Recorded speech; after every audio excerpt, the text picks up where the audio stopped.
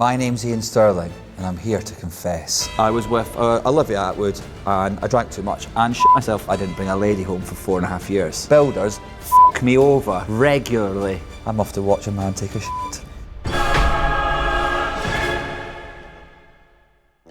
I am awful at keeping secrets because I love a good gossip. Don't tell me anything, I will tell everyone. What am I like with tight space? I don't mind tight spaces, you know. I used to live in a bed sit. Ceiling was here, so I had to sort of army crawl into my own bed. So I didn't bring a lady home for 4.5 years. Sexy stuff. Or if you did bring a lady back, you'd have to be like, do you want to G.I. Jones it into the bedroom? She'd be like, I'm all right, thanks.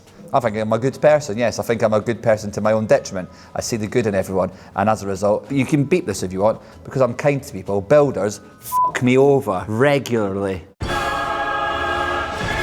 Yeah, I remember when I started doing stand-up comedy, the first one went quite well, because I think I was quite young and like nervous. People took pity on me, and then they went sort of significantly downhill for about a year after that. And then it got better after that. Once was doing a gig for some guys that were in the army, and they were lovely, but I wasn't their cup of tea. And then one of them, he said he could do 5 push-ups with me on his back. So then he went to do a push-up, but he got back up and said, actually, this will work better if you lie on the ground and like cuddle on to me, like a sort of, like a baby sloth or something. So I lay on the ground and he leapt on top of me and started to grind me. And then the audience didn't know my name, so they just started going, "Get the boy! Get the boy!" That was my first ever paid gig. A highlight from that part of my life, not funny, but my highlight was maybe like presenting on kids' TV. I hosted with loads of cool people, including Tracy Beaker, which, FYI, she hates it when you call her that. It's Danny. I learned that the hard way. No, she's actually sound. I was only joking. It's true, yeah, I did. I turned it down loads of times because at the time we believed it would get me less work. Now it's sort of the only reason I get any work, so it's kind of, it's worked out quite well, actually. But yeah, I think there's been a big sea change in the way that reality TV and things is perceived. You get like comedians going on The Jungle and things like that, whereas 10, 15 years ago there was a sort of snobbery about reality TV that maybe doesn't exist as much anymore. Because if you know how reality TV is made, it's actually very difficult. And to do a voiceover that's funny is actually quite a talent. And if you don't believe me, watch other shows that try to do it, because they fail miserably. What changed your mind, though? Money. No. I live with a comedian called Phil Wang. You don't know him, you look him up, he's great. Because I wasn't going to do Love Island because I was meant to be going to the Edinburgh Fringe Festival. And my flatmate at the time, Phil Wang, said, "But I thought you'd go to the Fringe Festival to try and get work on TV." And I said, yes. He went, "Why would you turn down TV work to go to the Fringe Festival?" And I said, "That's a very good point, Phil Wang." And now I pay him 15% of all my earnings. To be part of something that you feel like generally is making a difference and people are excited to watch and consuming is like really exciting. And around that sort of Series 3, Series 4, when the show exploded and there was a World Cup on the telly and everyone was in the pubs watching the football and then Love Island and there's all that, felt incredible to be like a small part of that big thing.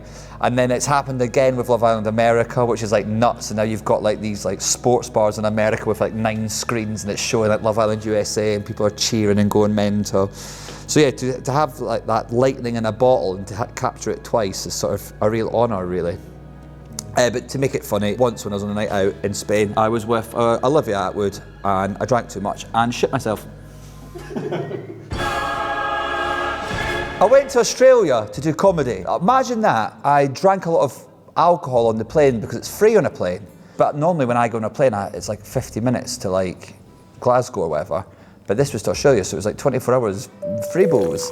So I got really drunk and I got to the hotel. I said my name, they didn't have my name on the system. I said it a few more times, louder, and they gave me a room key. And I went into the room and there was a laptop on the bed. I was really like hungover and jet lagged. I thought, they're going to knock and ask for this laptop. So I picked the laptop up. I go to take it down to reception, but then I need the toilet, so I'll go to the toilet, take that laptop down. As I open the toilet door, there is a businessman sat on the toilet. He's got a suit on, and I don't know if you've ever seen suit trousers around someone's ankles, but it's the saddest a trouser's ever looked. There's something really funny about it. And he went, "Get out," or whatever he said, and I panicked and just handed him the laptop.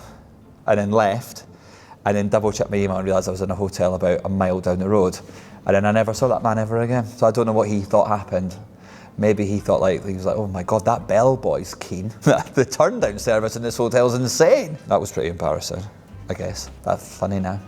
And I like the idea that maybe there's a man in Australia right now in a pub going, and then this young boy just came in and gave me my laptop. Thinking, how long did he think this poo was going to take? He was like, we watched Lord of the Rings on Netflix. What's more embarrassing, to walk in on someone taking a poo or be the one that's walked in on mid-poo? Let me know in the comments what if you're mid-poo, like eyes bulging mid-poo, that's worse. But if you're like not quite started yet, then it's not as bad. Or if you finished, yeah, anything up to that bit, I think you'd rather be the pooer. And then anything after, you'd rather be the walker-inner. That's my science. I've been Iain Stirling and I feel a weight has been lifted. I'm off to watch a man take a shit.